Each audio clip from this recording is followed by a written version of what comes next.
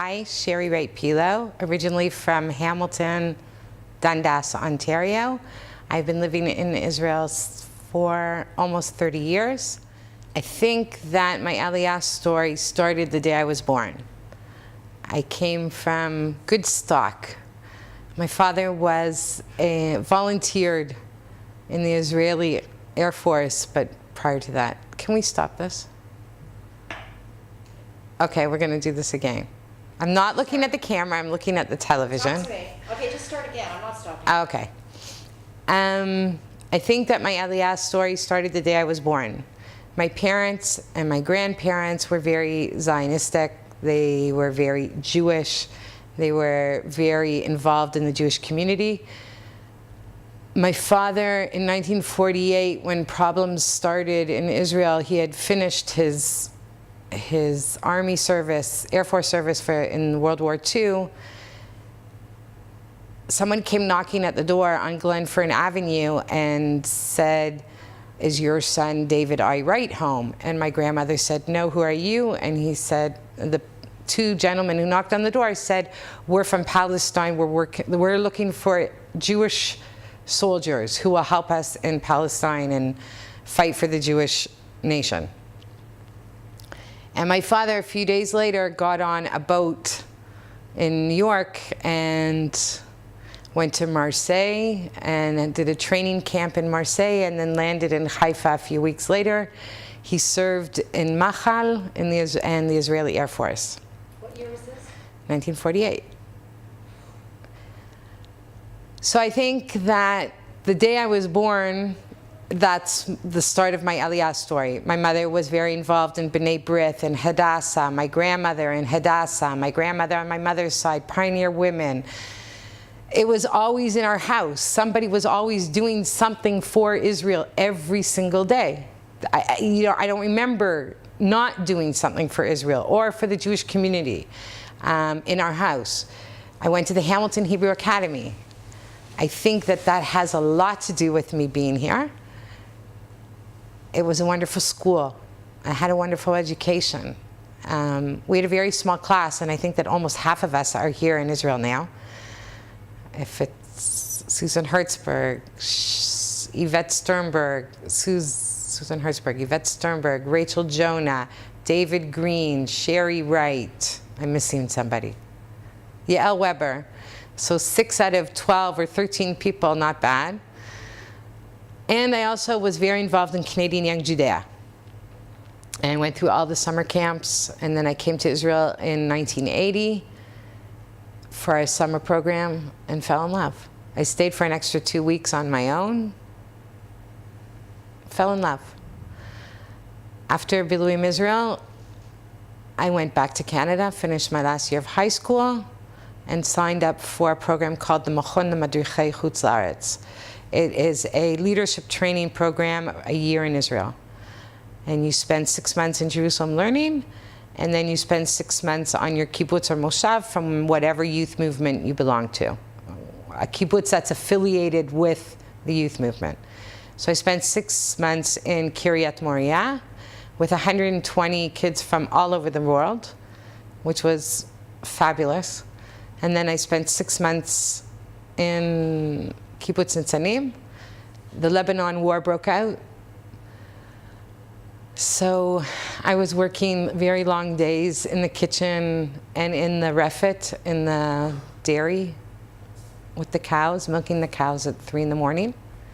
Because I would say about 40 to 50 guys from the kibbutz were called up already. I eventually called my parents and said, okay, I'm coming home, because I kept on delaying my return to Canada. And we didn't all have cell phones, and on the kibbutz nobody had a phone, and it was only in the dining room, and you had to put in a token into the phone. And finally I said, Mom and Dad, I'm coming home. And I went home, and I'll never forget the day that I got home. I told my parents, I'm not here for long. I spent 9 months in Toronto. I worked for the Canada-Israel Committee under Shira Herzog.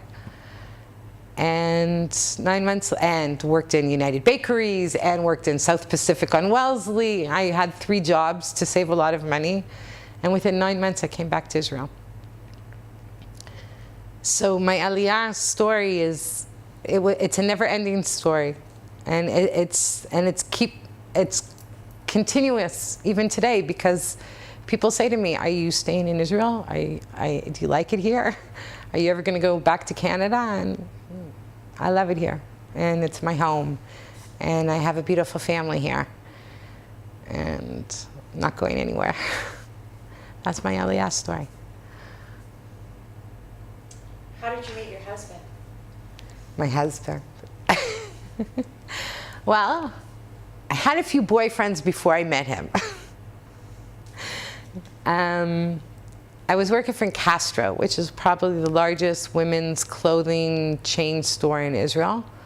And I was the manager of their flagship store in Ramat Gan. We went from 30 square meters to 220 square meters. And I had a very big staff, 27 sales girls. And we were doing a lot of money. It was the first mall in Ramat Gan. Azrieli from Montreal, the builder, was in his mall. And we were so busy that I had to have security in the store because I had a lot of cash in the store. And Baruch, my husband, was working for a security company. And one of the locations that his security men were working was in my store. So he used to come in and visit the store and make sure everything was okay. And things happened. Okay, so tell me, so the year you officially made Aliyah was? 1982. Tell me, what do you do for a living? Like, what's... Today I work in digital. I just opened my own business. It's called Shari, or Sharing Information. I work in digital marketing. I'm a consultant for small businesses. I have some really unique clients. I have a rabbi online who does chavruta learning for busy businessmen who can't be always somewhere to learn, so he teaches them through Skype. I work for, one of my clients is a local microbrewery from Gush Etzion. I'm doing some work on some mobile applications. And there are some local artists, different kind of customers. I learn different languages every time I get a new customer. So how do you know how to do all this stuff? What's your education? I went to university, I studied history and the history of the Jewish people. But for the past 15 years, I've been working online and in marketing, internet, business development, and just learned basically while doing it. When I was in Canada, my mother passed away a few months ago, in March, the end of March. And I flew to Canada to be with her, and I was there for the last 8 hours of her life. And during the Shiva, I sat Shiva at Shalom Village. And during the Shiva, my brother would come to pick me up every morning. And we went to the Addis for the minyan in the morning. And as much as I am, my parents belonged to the temple, and my parents belonged to the Bet Jacob, and my grandfather was at the Addis Israel, and we went to school. The place where I feel most comfortable when I'm in Canada is at the Addis Israel when it comes to going to shul. And we went to shul every morning for the minyan, and I had an opportunity to speak to Rabbi Danny, and he had mentioned that they were doing this event and in honor of Rabbi Eisenstein. And of course, Rabbi Eisenstein every day came to the minyan at the Shiva, at the Shalom Village, and Rabbi Danny came also, and we talked about it. And we talked about this event. I said, this is great. I wish I would be able to come. I mean, can we move it up while I'm here? You know? And I said, you know what? I'm going to see if we can put together a video. And he said, that's a great idea.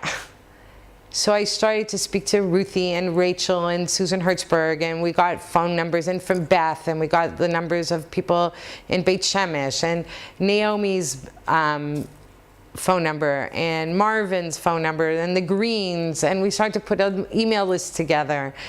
And we arranged it. We made a date, and we arranged it that everybody would meet in Mamilla in Jerusalem, and we would wing it, and we would film it, and we would dedicate this little video to Rabbi Eisenstein and how he really did make a huge impression on our lives. I mean, I tell my daughter every morning, it's a beautiful day.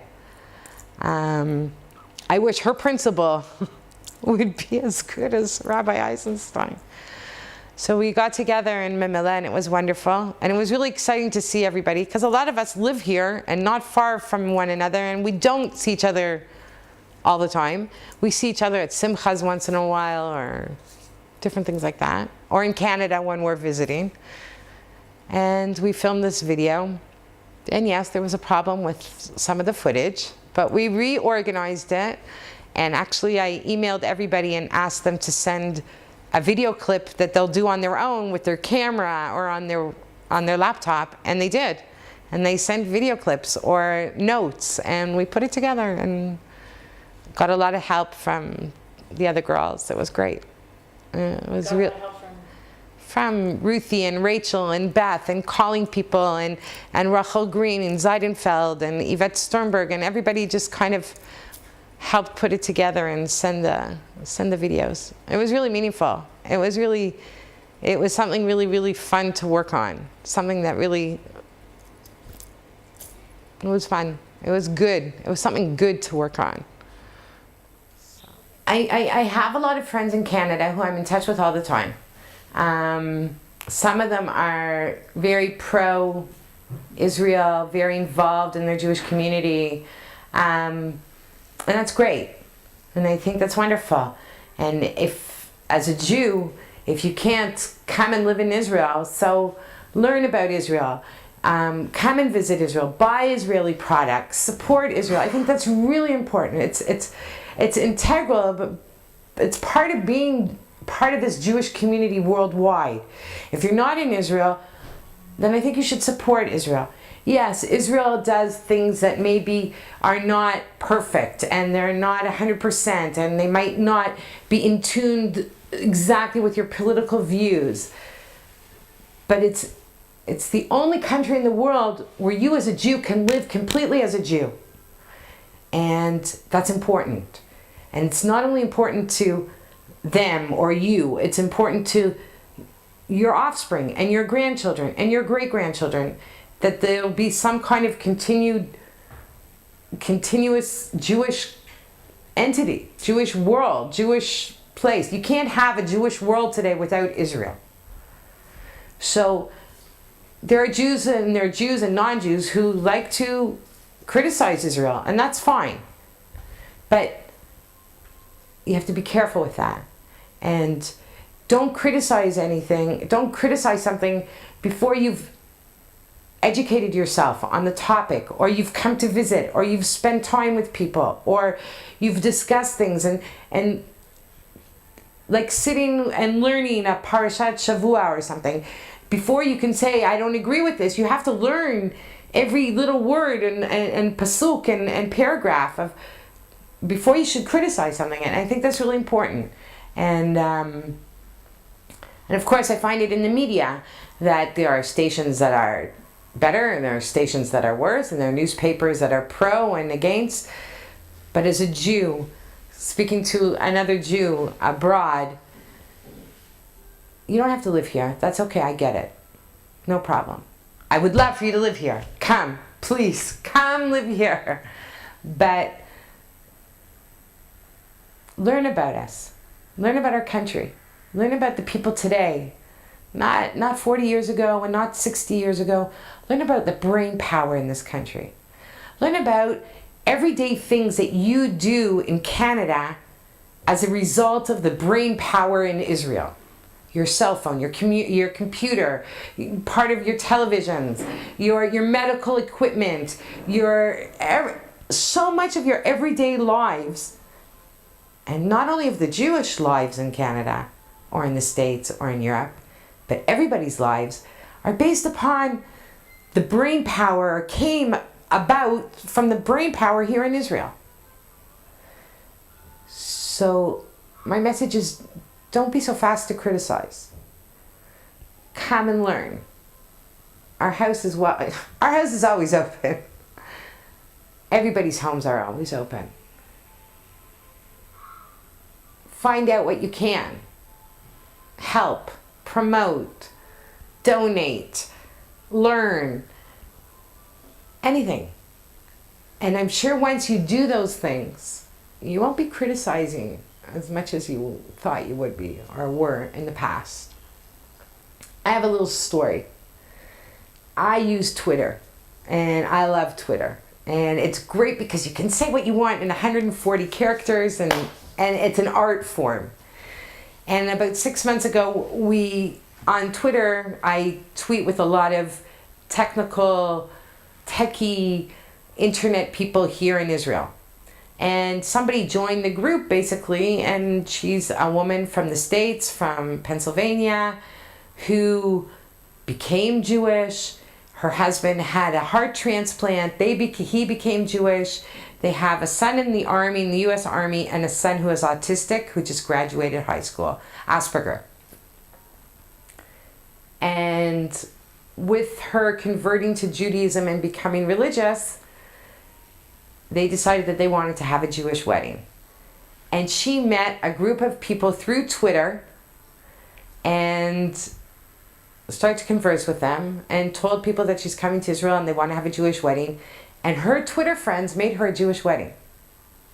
She is arriving on Nefesh B'Nefesh on the 16th at 8 o'clock in the morning. I am taking my daughter with a French press and freshly ground coffee from a local coffee company here. And we're going to meet her at the airport. And we're going to meet her with another 400 people who are meeting the plane from Nefesh B'Nefesh. When I moved to Israel, one person came to pick me up at the plane, and that's fine.